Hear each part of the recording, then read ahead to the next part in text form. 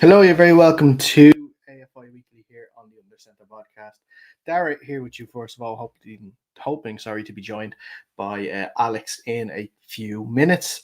We have a huge show to get through this evening. We have 4 games to review and another 6 games to preview ahead of this weekend. So the league is well and truly underway. We are definitely in the meat and bones of the season at this juncture. We had 2 games in the Premier Division, 2 games in Division 1 last weekend. We'll get through all of them.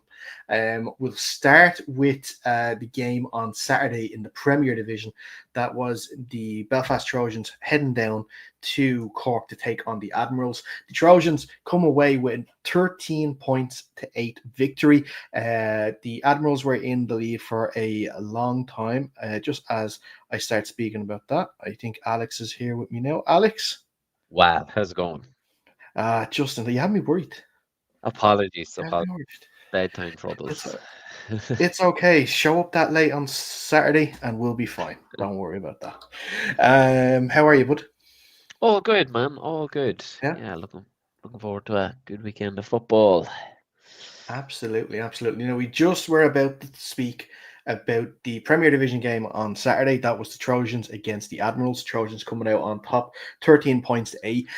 First of all, you were correct in your assumption that this is going to be a very close game. I think a lot of the other, let's say, quote unquote pundits, not include myself, who said it might be more a Trojan wider margin of victory.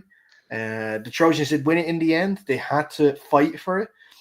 But, when you have the 2 previous games that the Trojans had, 40 points scored, huge victories, having these sort of tight games, especially earlier on in the seasons, are great character builders.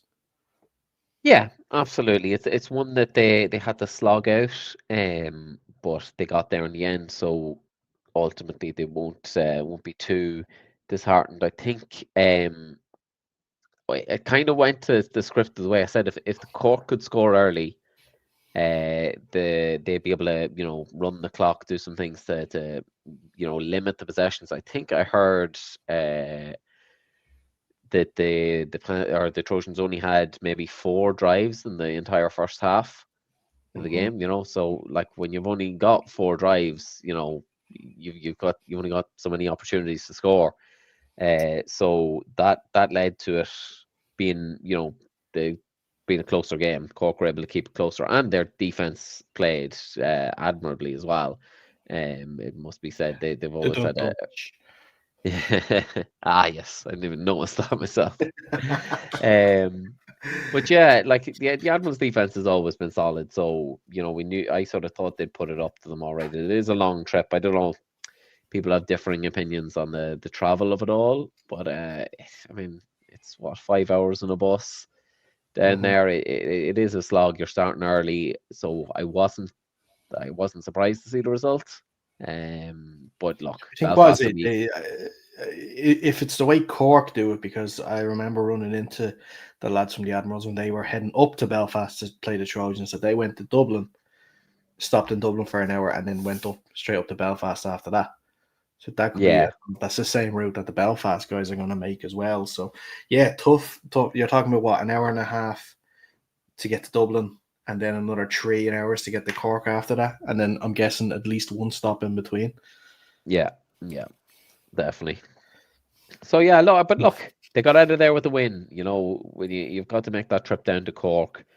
Nobody ever goes to Cork thinking they're going to pick up an easy victory. And that's approved. But Belfast will be happy enough with the victory and won't mind this one didn't come by 40 points because they've had wins of that magnitude already. So I'll not be too worried about the points difference at this stage of the season. No, absolutely not. It's all about getting wins on the board at this stage, and just scoring wise, we didn't get a chance to say at the start. Dom Lynn had a rushing touchdown with Oren Wilson with the PAT. Then James Lynn had a receiving touchdown to seal the victory in the fourth quarter for the team. On the Cork side of things, it was a Jay Kennedy uh, quarterback keeper rushing touchdown. Um, that got them. I'm not too sure who got the 2 point. I know it was a passing score. Seen the tape. I couldn't give you a number, unfortunately. If anyone's in the chat that can say it, let us know. On the Cork side, that's 2 games now against Belfast teams. They put up a combined 12 points in those 2 games. A tough start, obviously, to the season against two. You're going to say definitely for the Trojans, and now with how Belfast have started, 2 teams you're vying with for playoff. Lose both of those games, especially now have tiebreaker losses in those games, is a tough situation to be in. How concerned are you 2 games in with the lack of points on the board? Cork? Yeah, the lack of offensive output is definitely a worry. I don't know, is it a case of they're sort of asking Jake to maybe do too much? Like he's still a young quarterback in this league, and it does seem to be that anything they have is coming through his legs, more than his arm. Really, at this point in the season, they said it was a quarterback keeper that got them the score there. They didn't put up many yards in Belfast when they had to go up there to face the Knights. But they did get a couple of things moving. Yeah, you'd be a little bit concerned, definitely, and it doesn't get any easier for them. I think in 2 weeks' time they're hosting UCD, so that's not going to be a game where you can let your offense are going to break loose and put up a ton of points.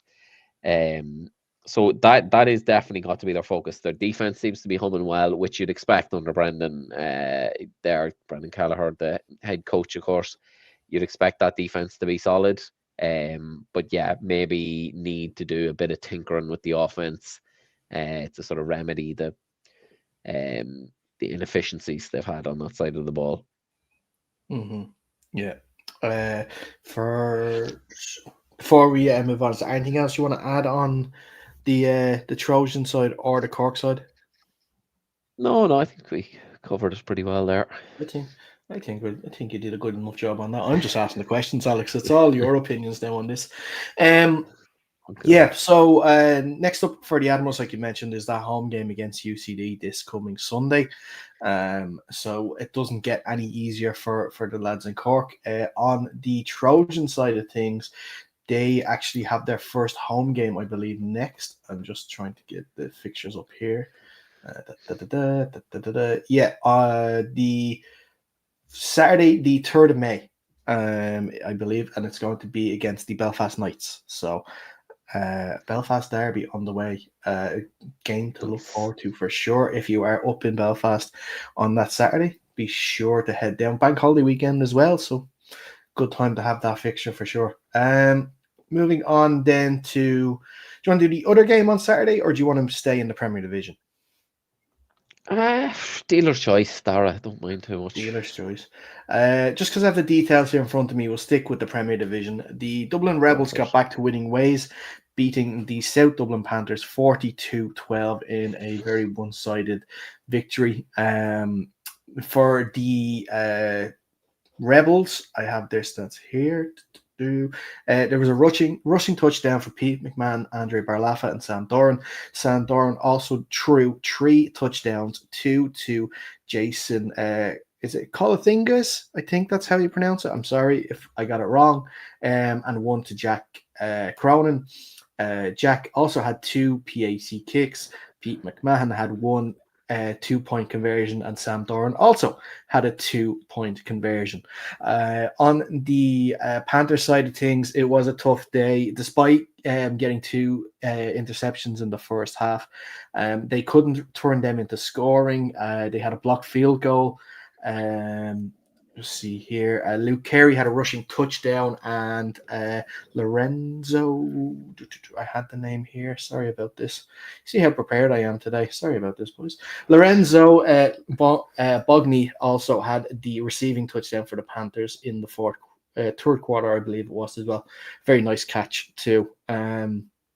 Yeah. So for the Rebels, first of all, really good to get points on the board, to get the ball moving again, to have the defense, only concede the 2 scores and then play quite well. I guess after that tough first game and having to wait so long till the second game, I guess it's probably best case scenario here for the Rebels. Yeah, absolutely. I think they will have been waiting on this one with bated breath. A Dublin Derby after losing the opener and putting up a goose egg, they will have been raring to right all the wrongs, I suppose, of the week one game. So it's not a surprise to see them come out firing. And I think it's also a positive thing to see that they're like it's the demise of the Dublin Rebels was greatly exaggerated. As we've said multiple times, we all overreact to the early season games. And we sort of we certainly didn't paint their season out or anything like that, but they had plenty to prove to us and probably to themselves as well. And I think with that output on Sunday, they unquestionably answered any of the questions and the doubters that were bringing up any questions about them. I think I distinctly remember you saying that they were going to get relegated after week one. Yeah, absolutely. I think you had your bet in there for that already. What's your thoughts on the throwback 30-year anniversary jerseys that they're doing, going with the black and silver? Yeah, I like them. I think they're clean. I love an anniversary jersey. As of course Mavs did one a few years ago that we're still wearing. For our 10th season, we're still wearing it several seasons later. But you got to get bang for your buck. I think they look pretty clean, and I have to say the promotion video they put out was superb. It was excellent. That reveal was quality. Getting that real vintage footage, that was really cool. And love to see that. So kudos to them for that. Yeah. If I'm being a little nitpicky, there's only one aspect that I didn't like, and it's just the font they use for the numbers. It's the only thing. That's it. It can't. Nothing can be perfect, Alex. There has to be always something wrong with one thing wrong with it. Fair critique. Look, at least the performance on the field lived up to the hype of the jerseys. That's an important thing as well, because going out there and putting up a goose egg in your new jersey is not something you want to do. No. Are you trying to take a shot there? No. You trying to take a shot? Not at all. Not at all. We're debuting New Jersey. Maybe it'll happen to us. We're debuting New Jerseys on Saturday. Right. On the Panthers side of things, kind of goes a little bad to worse for them. Their QB Connor Murphy actually went out during the game with an injury. Other reported injuries I cannot confirm, but I heard that running back / turned into quarterback Connor Hoskins during that game also had to leave at one point too. So hopefully the lads are healthy and there's nothing too serious. They'll be back in a few weeks.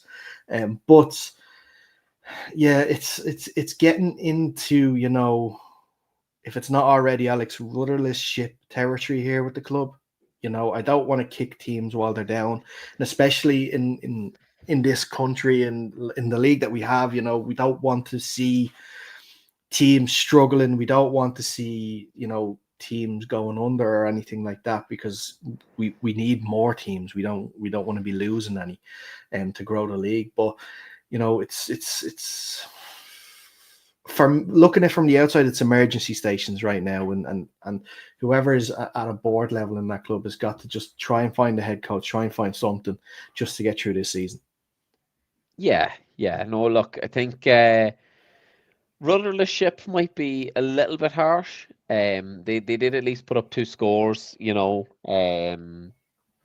so that's definitely a positive. Look, it's an improvement on 0. They put up a touchdown against Belfast. You want to see those sort of gradual improvements and at least signs of like they're not getting hammered to nil every week. Their 2 losses, they've put up scores, and their other result was a 0-0 draw, obviously, as we remember. So look, there's things to build on there, and you'd like to hope that there's glimmers of positivity within the camp there. It is very difficult to, like, their bodies are they're losing bodies. It seems every week they've got an injury that they play. Every week they play, they've got someone going down or someone key going down. So, and with their limited numbers, you do worry about that and the sort of Mm-hmm. lasting capacity for the season. But look, I think they've still got big games to come. They've still got a game against the Cowboys in a couple of weeks' time. That's going to be pivotal for their season. Yeah, look, they just got to stick together. They got to keep going out there, and because I think once the first big hit gets taken, if you end up getting absolutely demolished, or losing to nil, or even having to a game having to be called early, I think it's difficult to climb back from that. They're not at that point yet. They're still hanging in there. They're playing out the games. They're putting up some scores. So you just gotta for them, they gotta keep going, keep at it, and hope that the things will start to improve as the season goes on. Get a bit more familiarity between them all, a bit more of that the offense gets clicking and they're able to score earlier in games, and maybe give themselves a chance of getting a win and avoiding relegation. Mm-hmm. And look, that is the big thing, is just avoiding relegation, and that draw against UL could be pivotal.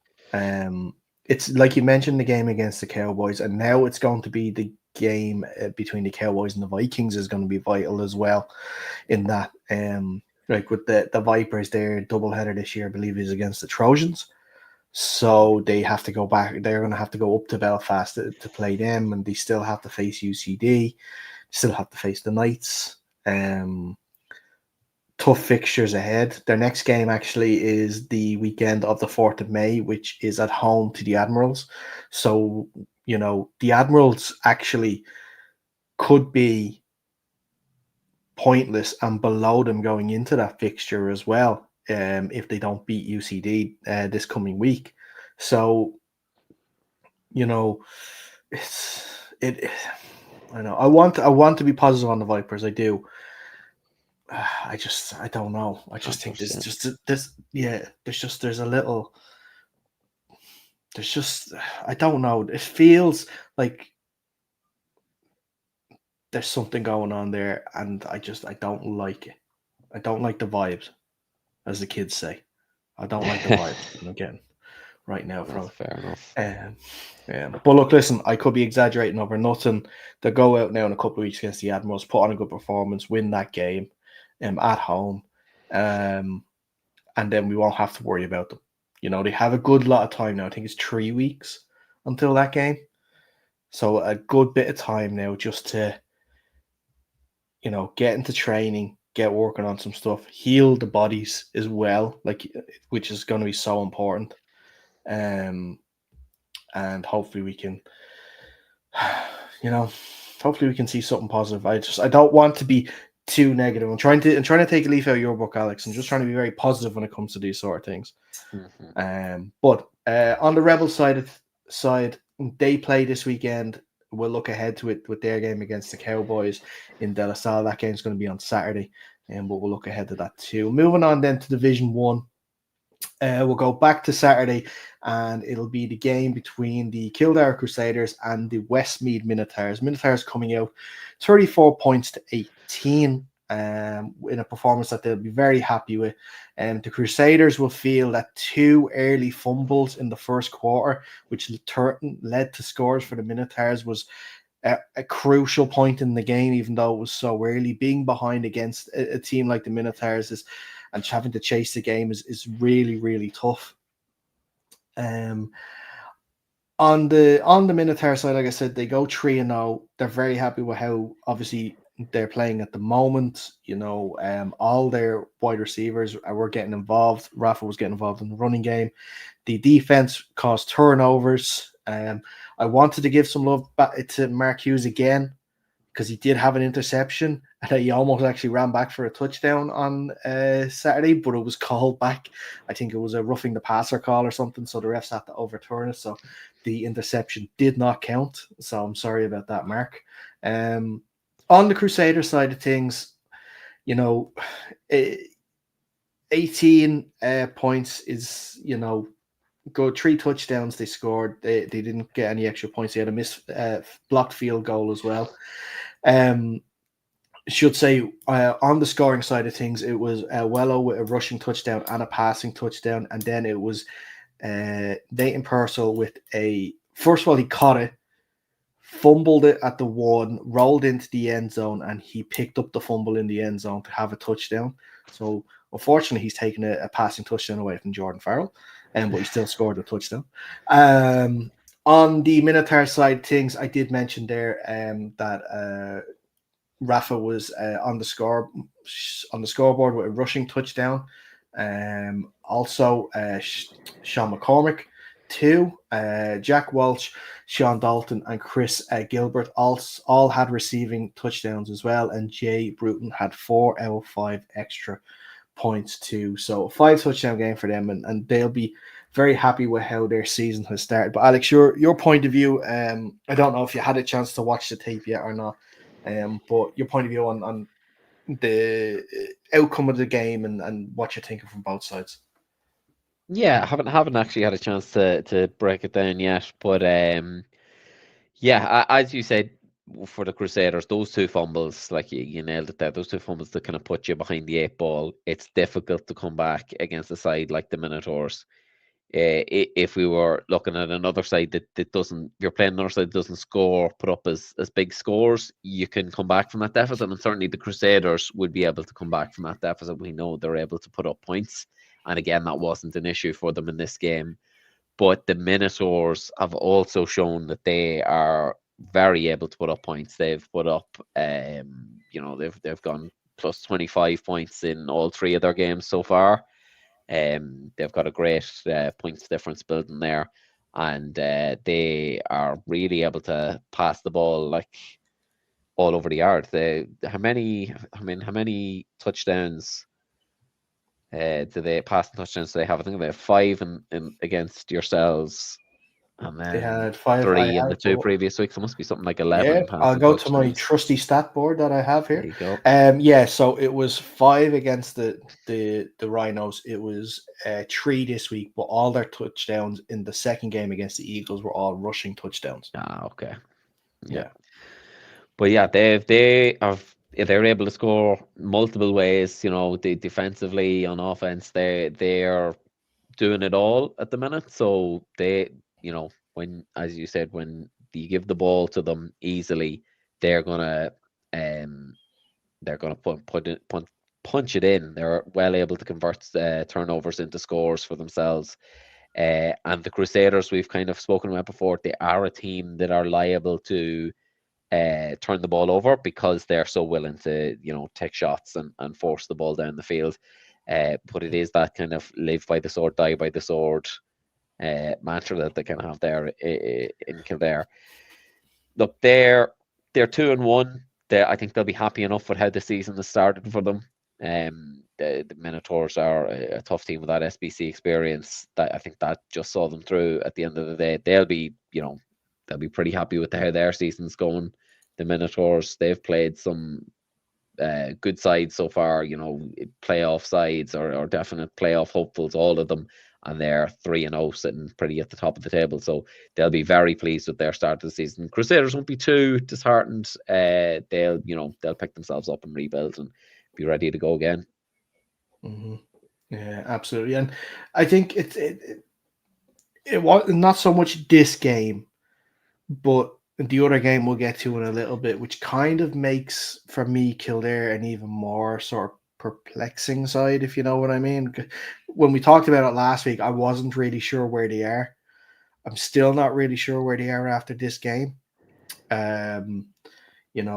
You don't want to compare a team's performance in one game and the next game and then say, well, this team is worse because they didn't beat this team by this. When you get into these sort of things, you get very into very muddled waters, and it just doesn't work. But what I did get the sense from just watching the game, obviously you have Wello there, and good running back, great running back. He showed at the weekend as well with some really, really good runs. It feels to me though that the connection isn't quite there yet with the receivers and Jordan Farrell. I feel there was a few where the routes were overrun. There was a few where it was underthrown. There was a few where it was thrown behind instead of too far in front.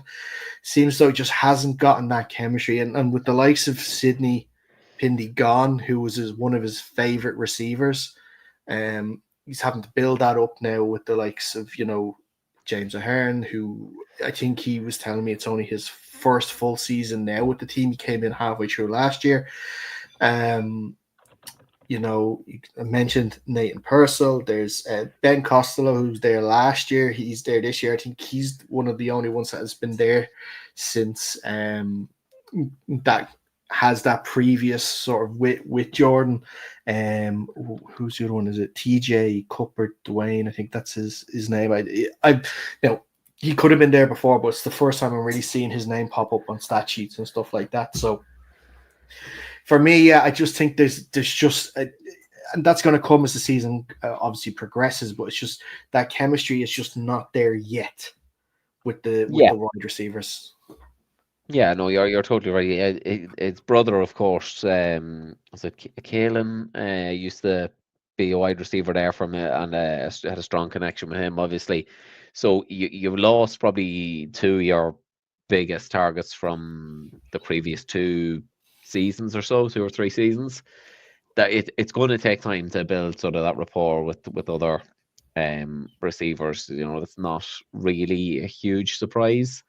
But yeah, look, for where they are, having lost those guys and being 2-1 at this point of the season, having played the sides they've played, I think they'll be happy enough. With where they are, the big test will come. We'll talk about it later. The big test is this weekend when they're playing the Eagles.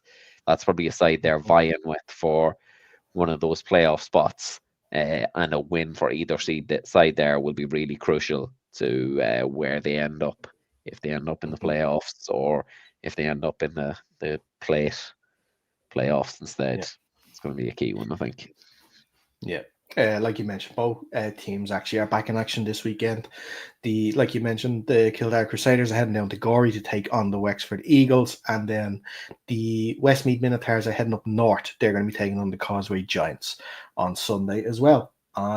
Moving on to the other game that was on Sunday, big win for the Northwest Vipers. They are now 2 from 3, 34 points to 8 against the Antrim Stags. Scoring wise, 4 rushing touchdowns from Christian Grobler, with a pick 6 as well from Josh Reed. 2-point conversions from Dan Danowski and Chris McCaffrey. On the Stag side of things, Jordan Foster had a receiving touchdown from Scott McLean, who also himself converted 2-point conversion for the Stags. Alex, huge victory for the Vipers. What a difference a week makes. Last week, the wind, the rain, everything no one could move the ball in that game. Last Sunday, lovely sunny weather. I think it's just a Rhinos thing. Could be, but I do think, you can understand how much of a factor the weather has played as well in some of these games. I mean, that must be one of the highest scoring games that the Vipers have had in a good few years, I'd imagine. Because they're traditionally on the positive side. Absolutely, because traditionally they're a sort of lower scoring team that kind of they take you down to their level, play their type of football, and they want to get in a bit of a rock fight. Which look, it's a perfectly valid way to play football, especially if you can win. But this will have felt so satisfying for those lads, I'm sure, on offense. To get those connections in the passing game, be able to run the ball well as well. They'll be really delighted with their Sunday of output, and it really puts them in a great position. They're now 2-1 as well, and they can certainly start looking at the rest of their fixture list and sort of eyeing up games for potential big playoff matchups. For the Stag side of things, yeah, they're probably disappointed with their offensive output, only getting the one touchdown, having put up a reasonably good day against the Crusaders, albeit in a loss in their first game.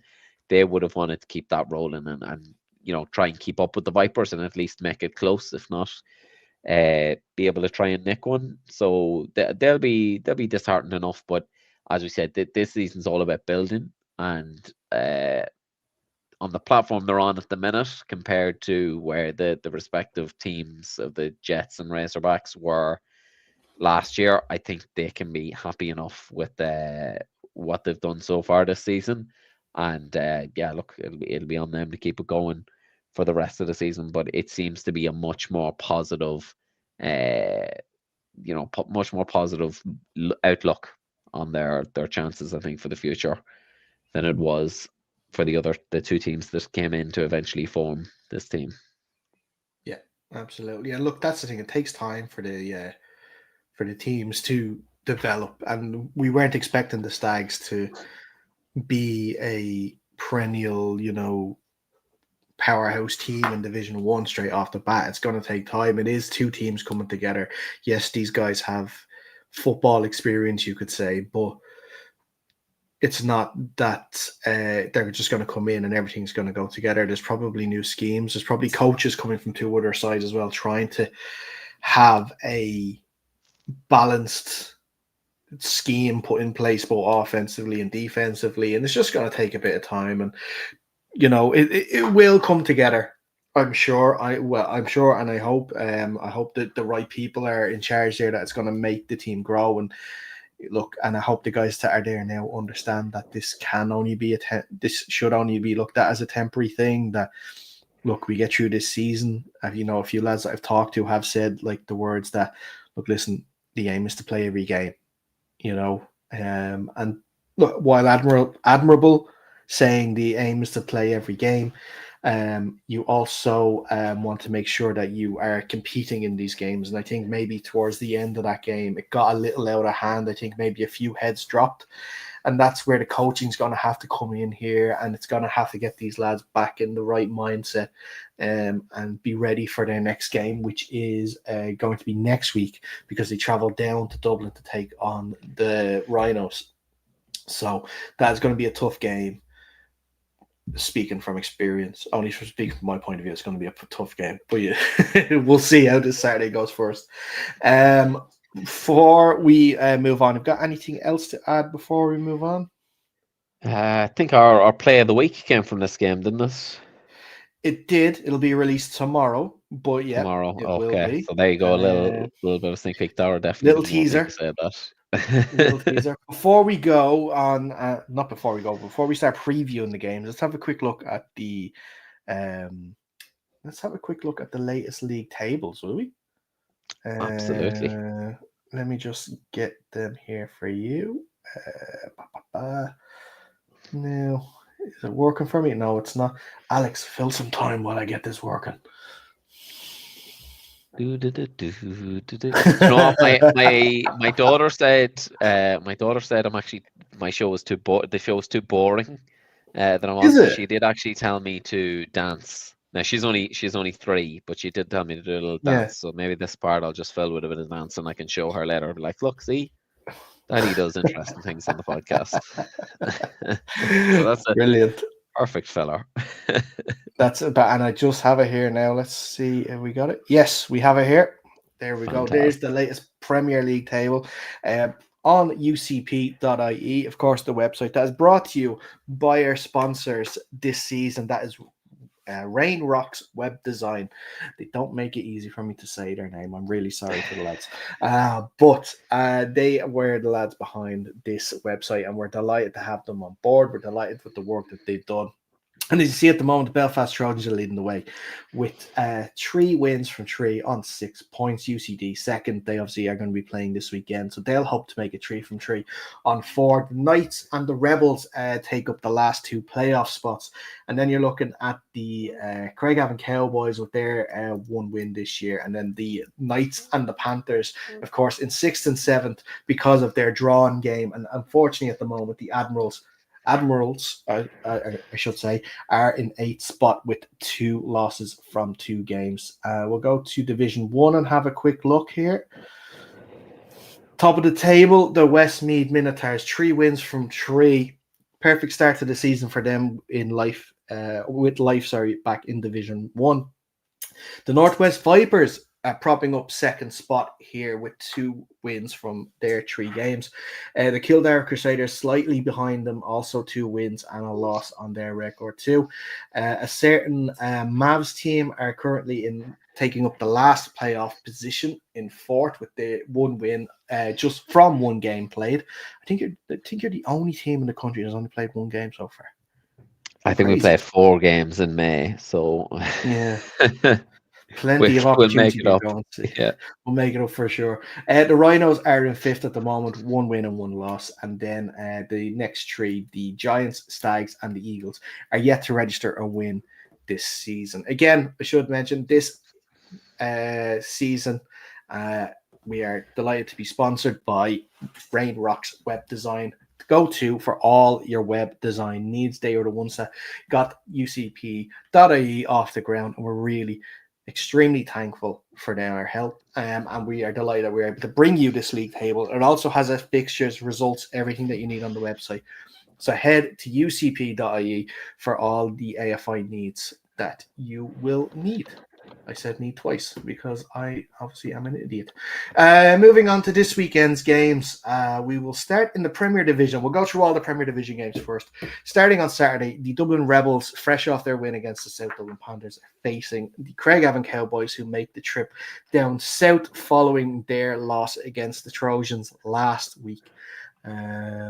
A interesting matchup ahead. The Cowboys, like I said, are kind of struggling at the moment on offense and won't get any easier against this Rebels defense.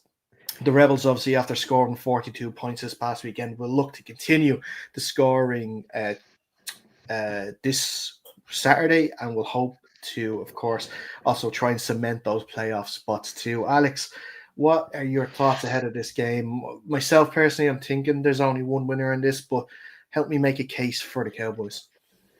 Yeah, look, I mean, the Rebels are still very experienced, despite the couple of losses that they've had in terms of personnel.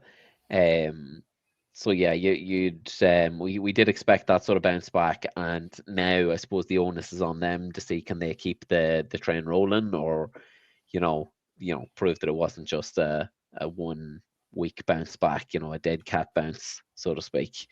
On the Cowboy side of things, yeah, difficult for them on offensively so far. I mean, we've talked about the players that they've lost themselves, so it's not as if they're coming in, with less lost players than the Rebels. That might be the only place they beat the Rebels on the weekend in the more players missing category.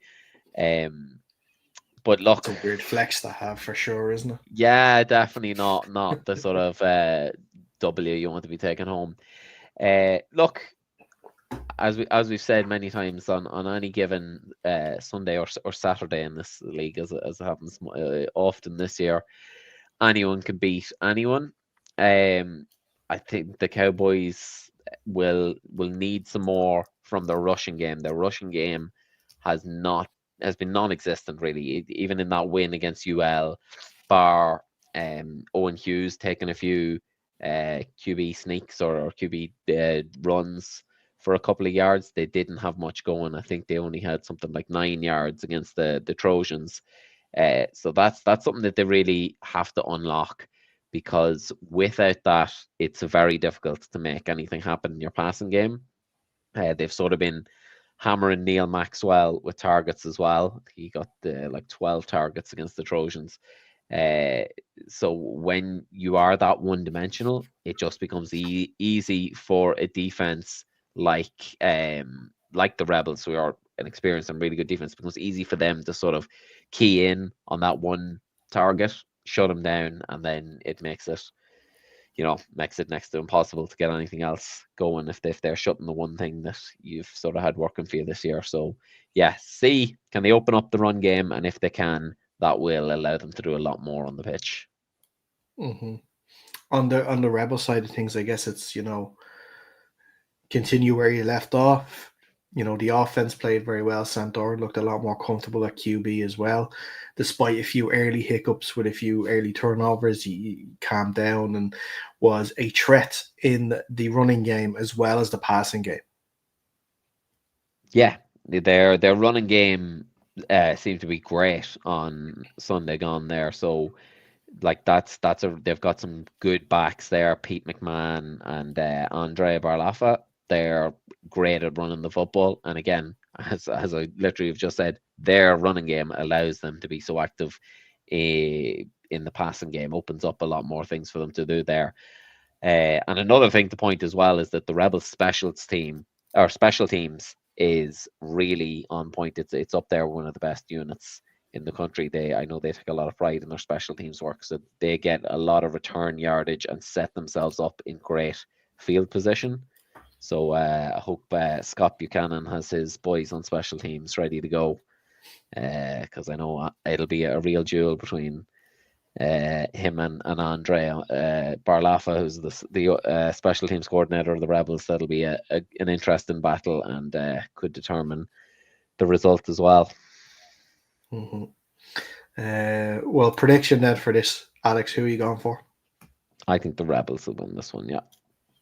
Yeah, I'm going to agree with you there. I think the Rebels will. I think it might be at least a 2-score victory, I think, for the Rebels in this game.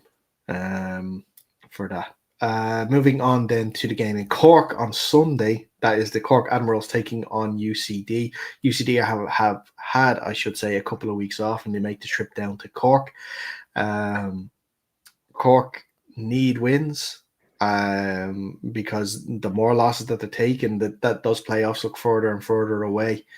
And it's not going to get, like we mentioned, it's not getting any easier against the defending champions. And I personally, I'm finding it tough to see where the wins are going to come from, especially against a UCD team that has scored freely in their first 2 games and has already pitched 1 shutout, and against an Admirals team that at the moment is struggling offensively. It doesn't make for a good cocktail for the Admirals that they're gonna like to drink at the end of this game. Yeah, look, it's a tough one, but they've just played an incredibly tough game against the Trojans and come out just on the wrong side of it as well. While there were certainly some positives to take from that game and certainly some things that they will try and use against UCD, they're not set up in the best position, having played that tough game, and then you're welcoming down UCD, who've had 5 weeks is it off to sort of for everyone to get fully fit. I'm sure they probably were fully fit anyway, but anyone even had any sort of a niggle from those first 2 games that you'd think would be properly healed, they'll have had all the film to watch on Cork against the Knights and the Trojans, and whereas Cork will have probably, you would think, predominantly had all their focus on this Trojans game, only have a week to sort of prepare and game plan for UCD, whereas UCD have had 4 weeks just looking at the Cork game and Cork film to sort of break it down. It is difficult to see a Cork victory on this one, but Cork are able, like they are one of those sides we said you're never going to go down to Cork. I literally said it earlier, you're never going to go down to Cork and get an easy game. So I do think Cork have it within them to put it up to UCD. And again, if they nick an early score and can run that clock and sort of drag the game down and really just speed it, get it going, get that clock ticking quickly, there is a formula for a victory there. They almost pulled it off on Sunday, but against this UCD team, I don't know how successful that's going to be. I don't think they're as, and not to say that the Trojans are totally one-dimensional or anything, but the UCD can do it all. They can pass, they can run, they can mix it up and throw in trick plays, and everything to get a score, whereas the Trojans seem to be more just run game heavy this season. So it's even harder to limit an offense when there's so many facets that you have to account for. Like there's so many weapons on that offensive UCD that Cork are going to have to try and account for. It does make it very difficult to see a Cork victory. Yeah, and look, and I know that I've been speaking about the struggles of the Cork offense, but the defense is definitely has been a standout for them this year. They've, conceded 11 and 13 points in both games. So if they are going to win this game, it's going to have to be on the defense's back, I'd assume, and the offense are going to have to take the chances when they get them. If they do, for UCD side of things, like I said, yeah, it's about how you've come out of this extended break now. How has training been? Has bodies that maybe have been hurt or not been able to go the first 2 weeks, now are they back? And I'm sure, I have no doubt that Coach Farrell has been absolutely making sure that these lads are going to be ready, because it was not last year. I don't think it was last year. It was definitely the year before they went down to Cork and they were surprised and they got punched in the mouth and lost that game where we didn't think they were going to lose that game. So making sure that doesn't happen again is going to be paramount for them. But Alex, prediction: who have you got in this game? Yeah, UCD win here. Yeah, I'm going to say UCD win this game too as well. I think it's tough on the Admirals, their first three fixtures. It will get easier obviously now when these ones are done, that they'll be able to obviously right the ship a little bit. But I wouldn't exactly be. Whereas I said that the Panthers are 0-1-2, where I'm panicking about them. If the Admirals do go to 0-3 in this game, I'm not panicking. I'm not sending out the state of emergency when it comes to this. I know it's been a tough start for them, and I know that they will get it right. The last game in the Premier Division on this week is the Knights hosting the UL Vikings. Vikings going back up north after playing the Cowboys a couple of weeks ago. They came off their 0-0 draw against the Panthers. The Knights are coming off their 11-4 victory against 11-4 victory against the Admirals a few weeks ago. I'm still not sure if Liam Moores is back for this game. I'm going to assume that he's not. So it will be Zach McDowell continuing in at quarterback. His connection with Dottie McShane has been the standout for the team this season so far, contributing to all the team's touchdown scores. And the defense has played very well in stretches too.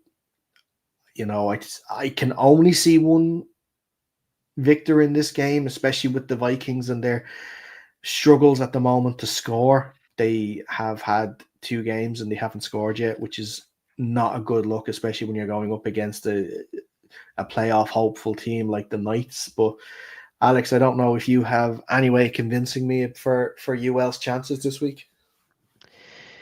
Yeah. I mean, the one thing you can say about UL is that their defense has been solid. They have only conceded 2 points, or sorry, 10 points in the 2 games that they've played. The run defense in particular really held up.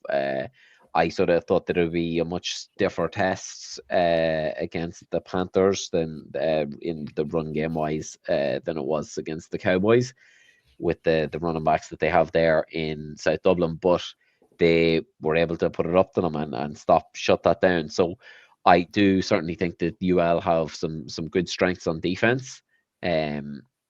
But I think the Knights just seem to be a bit more put together at the minute. They're playing well, while not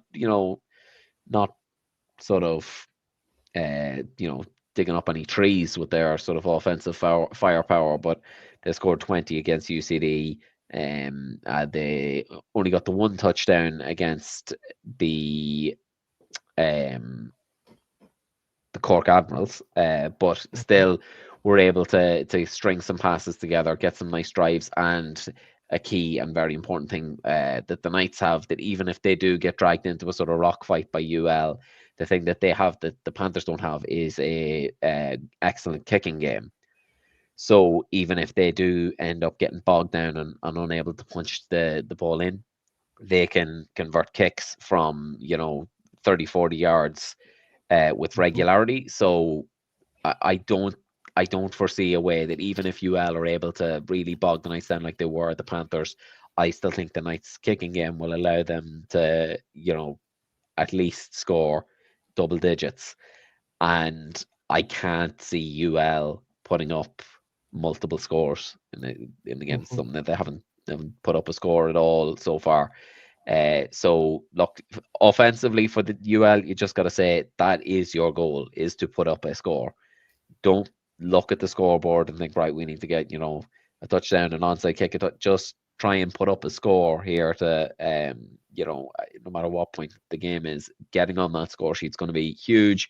A big boost to the confidence when you do eventually get there, and that can sort of boost your season going forward. There's going to be more winnable games coming down the line for them.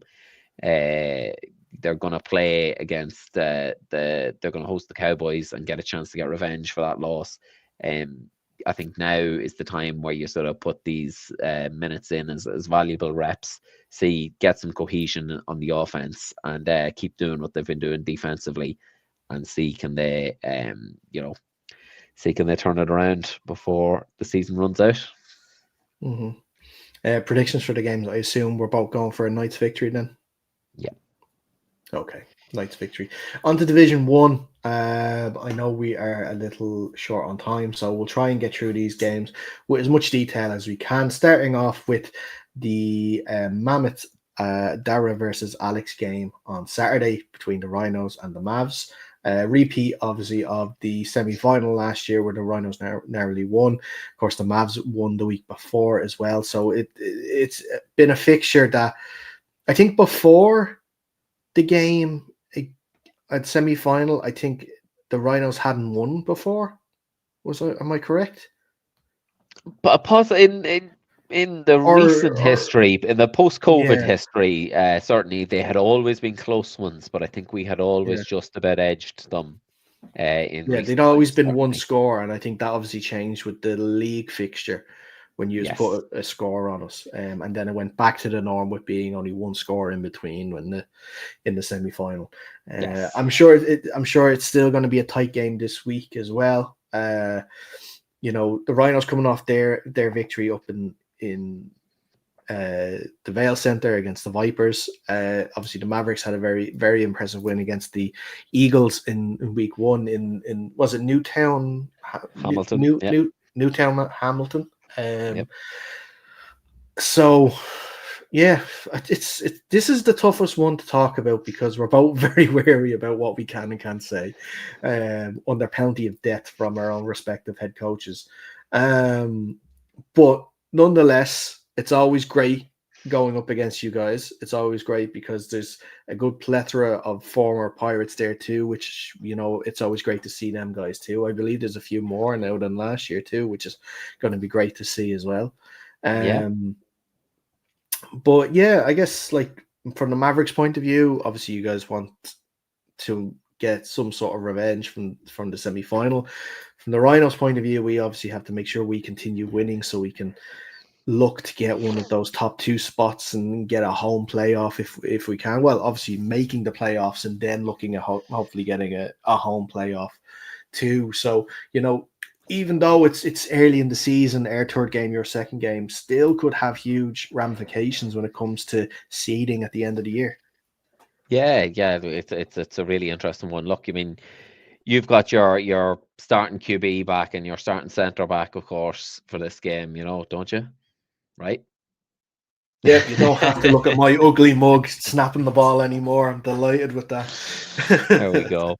So yeah, look, I think you guys had a few missing for that trip up to the northwest. So um, good to see that you're going to be at full strength. We had a couple of injuries, unfortunately, against the Eagles, including Dan Finley, and unfortunately, he's torn his ACL, so he's going to be out for the season. So Shout out to Dan and his recovery there. Really, you never want to see an injury like that. Also, shout out to Conor Hogan as well from the Eagles side as well. He also suffered a knee injury, that it might probably puts him out for the season as well.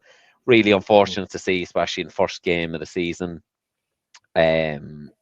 So look, these things sort of happen. And as McVeigh, the OC chimes in, Daragh has yet to be informed he's still at centre. All right, so there we go. So which A gap do you least like blocking, Daragh? I don't like any A gap. Fair. Yeah, I think I'm gonna have to come down with a mystery virus now for that game now, if that's the case. Yeah, well, I'd say injuries play an unfortunate part in everyone's season, but yeah. But look, other than that, we're ready. We're prepped. We've at least had 1 week off in between the games. I think we've got back-to-back games now, the same as yourself. So, but our main focus has obviously been this first one up. And yeah, we're looking forward to getting back out there, reacquainting ourselves with you. They've always been good games, good close games. So we're looking forward to another battle on Saturday. Was it a quick return against the Eagles next week, isn't it, for you? Yeah. Down to Wexford. Down to Wexford. All right, very good. Yeah, look, listen, like I said, if we had rain or Fionn here, maybe we could get a little more from an outsider's point of view, but we can't really do anything on it. Looking forward to having you guys down there. I think because doing 2 trips up to Dundalk in 2 weeks was a bit of a pain on the petrol tank. So I'll be looking forward to welcoming you down for sure. And Air Force home game as well. We've obviously started with 2 games away from home, so it's good now this week and next week to have 2 games in Castleknock that we can obviously sort of, hopefully keep our home field, have our home field advantage, and obviously keep it as a bit of a, what do they say, fortress? Isn't that what they say? Home field's a fortress, so you can't have it. But and we'll be debuting our new white uniforms, or new away uniforms for the first time from Player Fit. So yeah, looking forward to that as well. They'll reveal the drip. We've plenty of uniform reveals this season. Plenty of nice new uniforms. So I blame Chris, Dave, and Green Zone for that with their damn sexy ball. That's their fault. Absolutely. Every team became self-conscious now about their jerseys, for sure. Now I hope not the last time, but anytime I hear white jerseys and Castleknock, I just think of UL a couple of years ago in that absolute monsoon that happened. And just destroyed everything. I think Finn would know all about it as well, because I think he took part in that game, so he knows all about it. So hopefully not, because you don't want to see the jerseys ruined game 1 for sure. But we'll touch wood, we've been getting a lovely April, so touch wood that continues. Look, it's a Rhinos thing. The only bad weather day we've had in the last few weeks was the day we had to go up to the Vipers. The day after was a cracker. You got the sun and everything playing. Yeah. But no, the Saturday was the awful day. Well, look, hopefully, I've seen the early reports. It looks okay. Looks like it's going to be a nice warm day. So, if you are heading down to Castleknock, bring the cans. If you have the disposable barbecue, bring the barbecue. Make a day of it. It'll be great crack. On a Saturday as well, no less. On to Sunday's 2 games then. First of all, it is the Wexford Eagles entertaining the Kildare Crusaders down in Gorey. The Eagles get home comforts for the first time this year as well. I know that anytime we've talked about Eagles games this year, we've talked about numbers and that being an issue. So it's good to get the comforts at home. Maybe you get a few more bodies that haven't been able to travel with the team the last few weeks. For the Kildare Crusaders, they'll be looking to bounce back after their defeat at the weekend. If they want to make sure that they are still going to be in the hunt for a playoff position, for sure. But a tough game. I think this one will give us a true idea of Kildare. I think it's going to be a huge one for them, and to see what sort of team they're going to be this year. They had the 2 wins. They've had this loss. Now let's see how they bounce back from this loss. But Alex, your point of view on the game? Yeah, I think this will be a really interesting one. Very close, as we mentioned earlier. It's gonna it could have a big say in who gets the playoffs at the end of the season. So both sides will really have a big focus on this one. Two contrasting styles as well. The Eagles are traditionally a run heavy side. They're not quite the Eagles of the Kevin Klatt days with the wing T offense, but they still do certainly favour the run over the pass. Whereas the Crusaders, we know, they are similar but the opposite. They can run the ball, obviously with Wello there, but they also like to air it out. So I think those two different styles as well could make for an interesting game. I think this will potentially be a high scoring, close encounter between these two. Um, I think the key for the Crusaders is keep from turning over the ball. Don't turn over the ball. Give yourself all your possessions to put up points. And on the Eagles, it's try and force those turnovers and maybe do a bit of like Cork against the Trojans. Try and get that clock running. Limit the Crusaders' possessions, get some turnovers, and they could definitely come out on top in this one. Mhm. Yeah, so it's going to be an interesting one. Yeah, yeah, and like we mentioned with the like I mentioned earlier with the chemistry of Jordan and his wide receivers, they're going to have to build on that there this week. It's also interesting on the Eagles side of offense. Doran Taylor's, Phil has had his first two games at quarterback.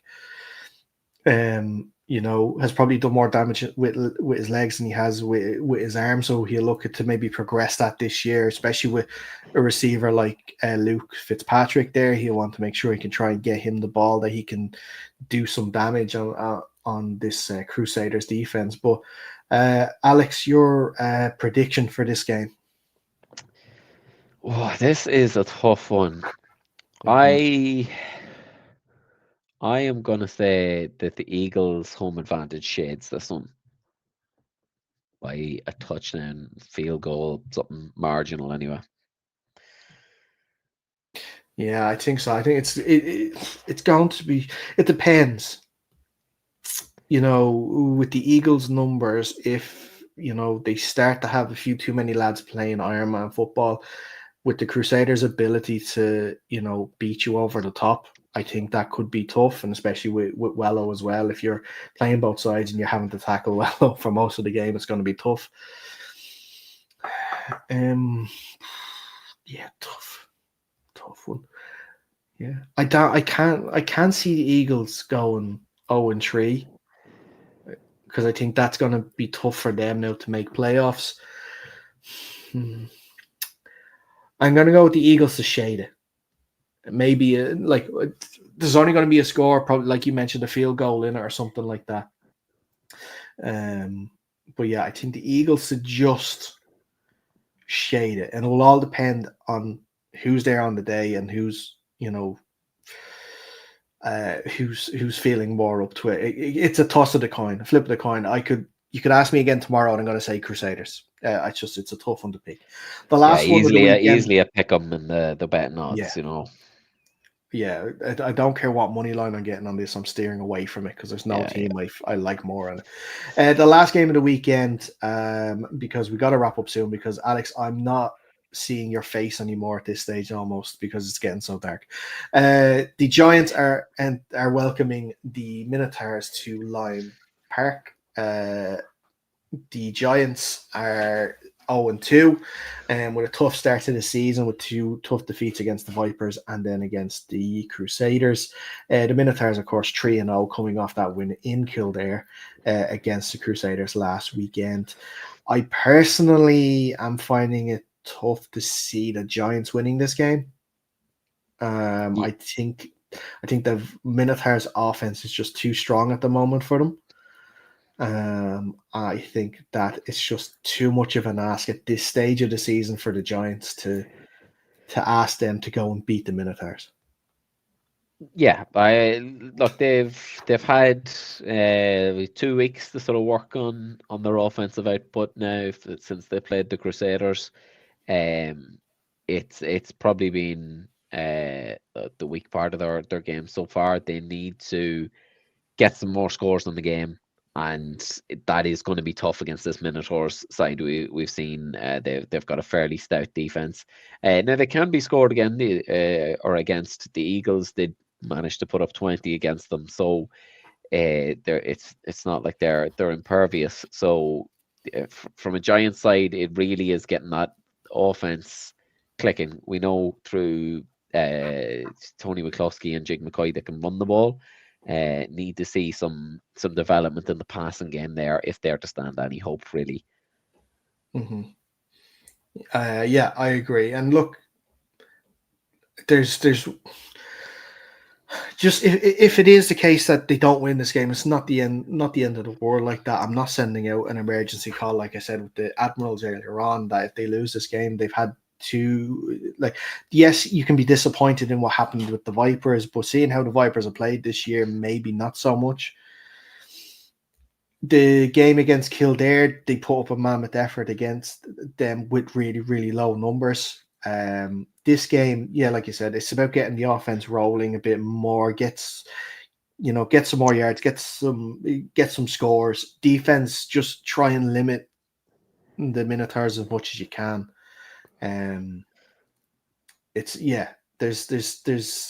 definitely the little wins you can take in this one, and I don't want to disrespect the Giants that way, because they are going to think themselves that they can go out and win this game, like they rightly should. So, yeah, look, if you want to be making playoffs at the end of the season as well, these are the you got to be able to pull out results like this. Like it's going to be a tough game. Everyone's probably doubting them, but they're on their home turf, which I don't. Maybe they have, but I don't think the Minotaurs have ever played there. If no, I don't think memory so. serves, because the No, I year don't think they so. went up, Yeah. the Minotaurs would have gone up.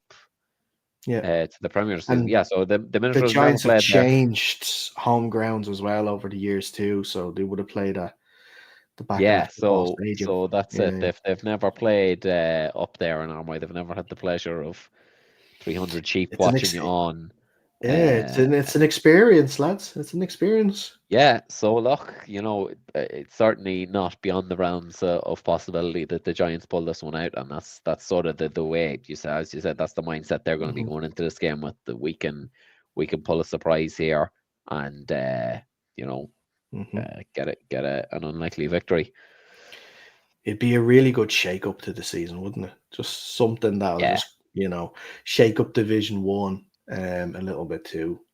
So I'm all here for it if they can. But predictions on that game, are you backing a surprise Giants victory? Am I bold enough? Am I bold enough to predict it? What is the weather like? If it's driving wind and rain, there's always a chance. But the Minotaurs can run the ball as well. No, I do. I think the Minotaurs do have the experience and the talent to overcome them. But I think it will be closer than some people will think. That's my bold prediction. Yeah, I think a Minotaurs win as well. I'm going to say by 2 scores in this one for them. I think that they do have enough quality there to do that for sure. But yeah, that's all the games. We made to the end. We're only about 10 minutes over. We've done some great work, Alex. We don't even need the Malloys anymore. They just hold us back at this stage. Who? Exactly. But really, really appreciate you coming on. Always have a great time. You're looking forward to seeing you on Saturday. Absolutely. Well, no doubt we'll have a battle for 4 quarters, and after it, we'll have a hug and a pint afterwards to make it all feel better, and then be in pain on Sunday. So we'll all be good. If you are heading to any of the games, let us know. Even send some pictures over to us, or if you have some reports from the game, send it on to us. We always appreciate that. Follow us on our socials at UnderCenterPod on Instagram. That's where you're getting all the latest updates, scores, tables, everything, stats. All you need is there. Inclusion into my will sometimes.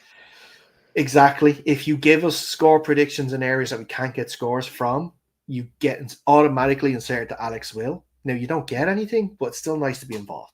So, it's still nice. But if you're watching this on YouTube right now, If you haven't already, please like the video. If you haven't also already, please subscribe to the channel. Really helps us out as we're trying to grow the numbers and obviously get the knowledge of Irish American football out there to the wider audience. I think that's all the housekeeping for now. So I'm not, even before I have the chance to remember anything, I'm just going to wrap it up. Alex, as always, thank you, sir. Thank you very much.